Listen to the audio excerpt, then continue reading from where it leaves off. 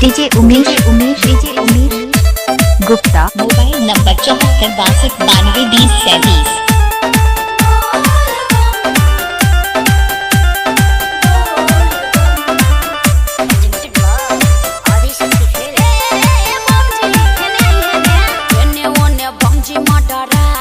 DJ Umesh हमारा से कुछ तो छुपा रहे हैं। अरे नहीं ऐसा कोई बात नहीं है। बमजी डरा रहे हैं, हमारा से कुछ तो छुपा रहे हैं।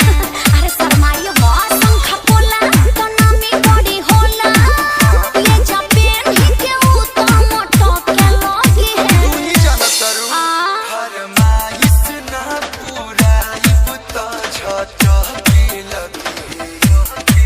हरिया चूड़ियां खातिर मुड़िया धनिया पटो के लगी।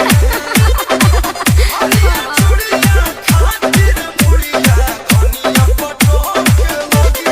हे दुकानदारी फीलिंग समझो ना। अरे का हम सब जम के तो बुझाते नहीं के कि तू बोला हो के भक्त हो के पी के।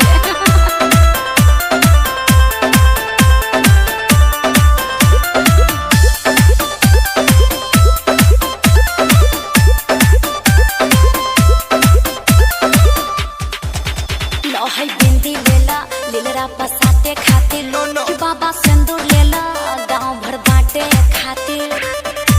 कि सब कुछ ले बानी हो, फूले कहीं को दे ले बानी हो।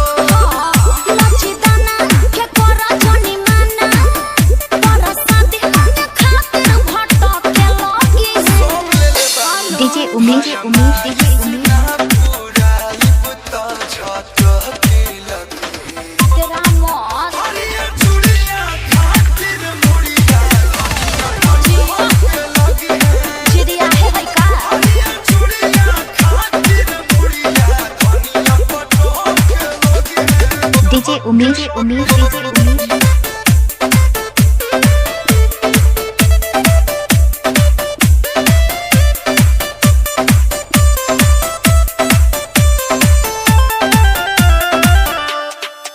हराना लाल बाटे बड़ी कमाल बाटे, दो पैसा कमे बहन के सवाल बाटे। का हो? कि धनिया के पूरा करब यारमान, ए अखिलेश देखा दोसर दुकान। गोइल मिया अब खुश कर दे, चूड़ी देखे के मुँह तो चहक के लगी है। Thank you। मेंशन नॉट फरमाइश ना पूरा इब्ता छाचा की लगी। अरे अब मिल गइलो। हरिया चूड़ियां खातिर मुड़िया धनिया पटो के लगी है। अरे जिया कस्या हरिया चूड़ियां खातिर मुड़िया धनिया पटो डीजे उमेश अरे मुड़ी पटकी डीजे है ना, उमेश, अब मुड़ी नेवा के बतियोई है, बुझला? ले जा चुपचाप।